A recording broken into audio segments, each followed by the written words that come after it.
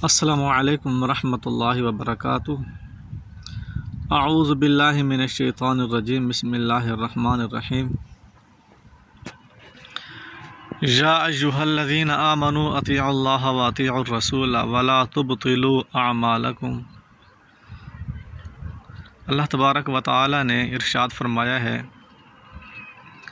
اے مومنو تم اللہ تعالیٰ کی اطاعت کرو اور تم رسول اللہ صلی اللہ علیہ وسلم کی اطاعت کرو اور اپنے اعمال کو ضائع نہ کرو۔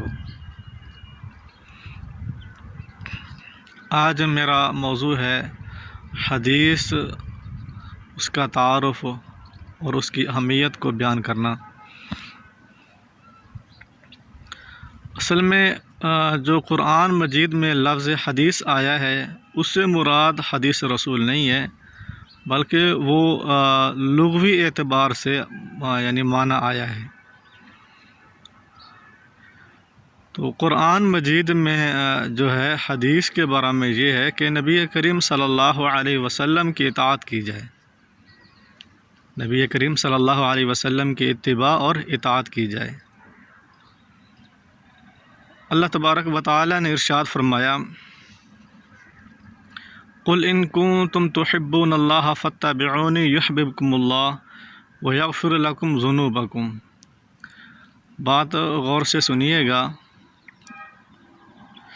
کہ اس وقت یعنی موجودہ دور میں اس وقت کیا پیارے پیغمبر محمد رسول اللہ صلی اللہ علیہ وسلم کی اطاعت ہو سکتی ہے یا نہیں ہو سکتی؟ اللہ کے نبی کی اتباع، فرما برداری یہ ہو سکتی ہے یا نہیں ہو سکتی؟ اس کا جواب ہم قرآن مجید سے ہی تلاش کرتے ہیں۔ اللہ تعالیٰ نے فرمایا، اے نبی آپ کہہ دیجئے ان کنتم تحبون اللہ، اگر تم اللہ تعالیٰ سے محبت کرتے ہو، فاتبعونی میری پیروی کرو، یعنی محمد الرسول اللہ صلی اللہ علیہ وسلم کی پیروی کرو۔ اللہ کے نبی کی پیروی میں اللہ تعالیٰ کی محبت ہے۔ یحببکم اللہ ویغفر لکم، تو اللہ تعالیٰ تم سے محبت کرے گا اور تمہارے گناہوں کو معاف کر دے گا۔ سوال یہ ہے، اس وقت موجودہ دور میں کیا اللہ تعالیٰ سے کوئی انسان محبت کرتا ہے یا نہیں کرتا؟ یقینی بات ہے آپ لوگ بھی اللہ تعالیٰ سے محبت کرتے ہیں اور میں بھی کرتا ہوں۔ سب جو مسلمان ہیں وہ اللہ تعالیٰ سے کیا سچی محبت کرتے ہیں۔ تو اللہ تعالیٰ کی محبت کیسے ہوگی؟ وہ اللہ کے نبی کی اتباع میں ہوگی، جیسا کہ قرآن مجید نے اس کو واضح کر دیا ہے۔ اور یہ اللہ تعالیٰ سے محبت کرنا یہ قیامت تک ہوگا، اور یقینی بات اللہ کے نبی کی اتباع بھی قیامت تک ہوگی،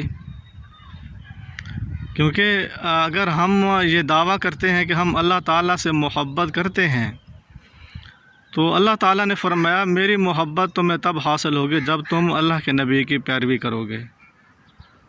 تو اس سے یہ بات واضح ہو جاتی ہے کہ اللہ کے نبی کی پیروی جو ہے قیامت تک ہوگی۔ اسی طرح تو حدیث جو قرآن مجید میں لفظ آیا ہے اس سے مراد حدیث رسول نہیں ہے، نہ ہی اس محدثین کرام نے کہہ لیا ہے، بلکہ حدیث جو ہے وہ اللہ کے نبی کی پیروی کو کہا جاتا ہے۔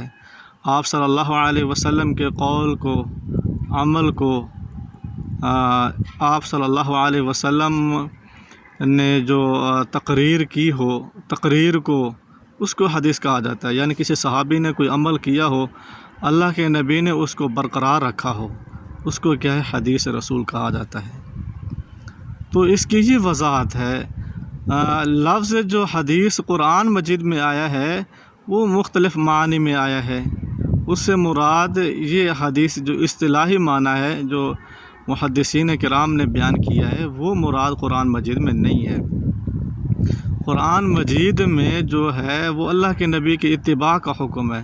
یقینی بات ہے آپ صلی اللہ علیہ وسلم کی اتباع، اطاعت جو ہے وہ اللہ کے نبی کے فرامین کی ہوگی، آپ صلی اللہ علیہ وسلم کے اعمال کی ہوگی، جو اللہ کے نبی نے عمل کیے ہیں ان کی ہوگی، اور آپ صلی اللہ علیہ وسلم نے کسی صحابی کو کوئی عمل کرتے دیکھا ہے تو اللہ کے نبی نے اس کو برقرار رکھا ہو اس کی ہوگی۔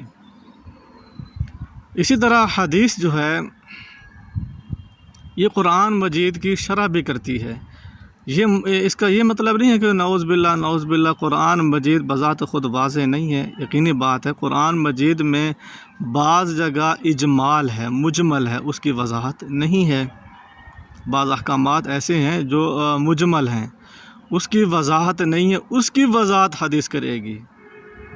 اللہ تبارک، یہ ہم اپنے طرف سے نہیں کہہ رہے، یہ قرآن مجید سے بھی ثابت ہے۔ اللہ تعالیٰ نے فرمایا وَأَنزَلْنَا إِلَيْكَ الذِّكْرَ لِتُبَيِّنَ لِلنَّاسِ، ہم نے آپ کی طرف ذکر کو نازل کیا ہے، یعنی قرآن مجید کو ہم نے آپ کی طرف نازل کیا ہے لِتُبَيِّنَ لِلنَّاسِ، آپ اس کی وضاحت کر دیں۔ لِتُبَيِّنَ لِلنَّاسِ، آپ اس کی کیا ہے، وضاحت کر دیں۔ تو اس اعتبار سے ہم یہ کہتے ہیں کہ بعض جگہ جہاں پر قرآن مجید میں اجمال ہو، مجمل ہوں، تو وہاں پر حدیث اس کی شرح کرتی ہے۔ تو اس کی مثال آپ یوں سمجھیں، اللہ تبارک و تعالیٰ نے یہ حکم دیا ہے کہ اقیموا الصلاۃ، نماز قائم کرو، اس کا طریقہ اللہ کے نبی نے بتلایا ہے کہ یہ عبادت کیسے قائم کی جائے گی۔ اللہ تعالیٰ نے فرمایا وآتوا الزکاۃ، زکوٰۃ ادا کرو، یہ زکوٰۃ کیسے ادا کی جائے گی، اس کا طریقہ کار بھی نبی کریم صلی اللہ علیہ وسلم نے بیان کیا ہے۔ حدیث رسول یہ بھی حجت ہے، لازمی چیز ہے۔ اللہ تبارک و تعالیٰ نے ارشاد فرمایا، اللہ تعالیٰ جو وحی بھیجتا ہے اس کے 3 طریقے ہیں۔ یا اللہ تعالیٰ الہام کرتا ہے، اشارہ کرتا ہے، الہام کرتا ہے، یا اللہ تبارک و تعالیٰ جو ہے وہ فرشتہ بھیجتا ہے، او یرسل رسولا فیوحی بإذنہ ما یشاء، فرشتہ بھیجتا ہے، یا اللہ تعالیٰ پردے کے پیچھے سے کلام کرتا ہے۔ اب دیکھیے اس آیت میں 3 طریقے جو ہیں وحی کے وہ بتلائے گئے ہیں۔ اب ایک طریقہ جو قرآن مجید جس میں شامل ہے وہ ہے اللہ تعالیٰ جبریل امین کو بھیجتے تھے اور وہ آ کر نبی کریم صلی اللہ علیہ وسلم کو قرآن مجید کے آ کر تلاوت کرتے تھے، سمجھاتے تھے کہ اللہ تعالیٰ کی طرف سے یہ آیت آئی ہے۔ تو باقی جو طریقے ہیں 2 طریقے، جو الہام ہے اور اسی طرح اللہ تبارک و تعالیٰ جو پردے کے پیچھے جو کلام کرتا ہے نبی سے، تو وہ 2 طریقے وہ حدیث کو شامل ہیں۔ اور تیسرا طریقہ، بعض دفعہ جبریل امین بھی آتے تھے، عبادات جو ہے وہ طریقہ کار جو ہے اللہ کے نبی کو سمجھا جاتے تھے، اللہ تعالیٰ کی طرف سے نبی کریم صلی اللہ علیہ وسلم کو سمجھا جاتے تھے۔ تو اس آیت سے یہ واضح ہو جاتا ہے، یہ بات واضح ہو جاتی ہے کہ حدیث شریف وہ بھی حجت ہے، وہ بھی اللہ تعالیٰ کی طرف سے ہے، اللہ تعالیٰ کی طرف سے ہی ہے۔ تو وہ بھی کیا ہے، حکم میں، احکام میں جو ہے وہ بھی قرآن کی طرح ہے حکم میں، جس طرح قرآن کا حکم ہے اسی طرح حدیث رسول کا حکم ہے۔ فرق یہ ہے کہ قرآن مجید کے جو الفاظ ہیں وہ اللہ تعالیٰ کی طرف سے ہیں، معنی بھی اللہ تعالیٰ کی طرف سے ہے، اور حدیث رسول کے جو الفاظ ہیں وہ اللہ تعالیٰ کی طرف سے نہیں ہیں بلکہ مفہوم اللہ تعالیٰ کی طرف سے ہیں۔ بعض حدیث قدسی جو ہے وہ اللہ تعالیٰ کے الفاظ ہیں، اللہ تعالیٰ کی طرف سے ہیں، لیکن اللہ تعالیٰ نے بذات خود اس کو قرآن کا حصہ نہیں بنایا، یہ اللہ تعالیٰ کی ہی مشیت ہے۔ تو اس تمام بیان سے یہ کھل کر واضح ہو جاتا ہے کہ قرآن کے ساتھ حدیث بھی حجت ہے، اس کو لازمی ماننا چاہیے، اور اس میں کوئی قرآن کی توہین نہیں ہے، قرآن کی کوئی اس میں توہین نہیں ہے۔ اسی طرح محمد شیخ صاحب یہ اعتراض کر رہے تھے کہ حدیث رسول کی 6 کتابیں ہیں، 6 کتابیں، تو اللہ کے بندے آپ حدیث رسول میں پڑھیں، اس کا یہ مطلب نہیں ہے کہ 6 کتابوں میں جو ہے وہ 6 کتابیں مختلف احادیث ہیں اس میں نہیں، بلکہ جو حدیث صحیح بخاری میں ہیں وہی حدیث صحیح مسلم میں ہیں، اور وہی حدیث جو ہے سنن ابو داود میں ہیں۔ تو دونوں جگہ میں کیا ہے، یہ ایک ہی طرح کی احادیث موجود ہیں، ہاں کچھ میں کیا ہے اضافہ ہے، یعنی بعض احادیث جو امام بخاری رحمۃ اللہ علیہ جو انہوں نے جمع نہیں کی دوسروں نے جمع کر دی ہیں، تو یہ احادیث کے اندر ہے۔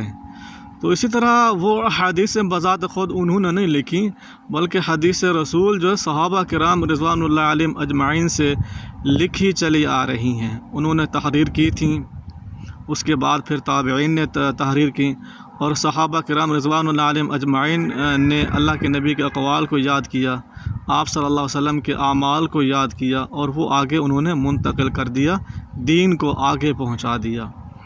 تو اسی طرح وہ پہنچتی ہوئی ہم تک پہنچی ہیں۔ اللہ تبارک و تعالی ہمیں جو ہے قرآن کے ساتھ حدیث کو ماننے کی بھی توفیق عطا فرمائے۔ وما علینا الا البلاغ المبین۔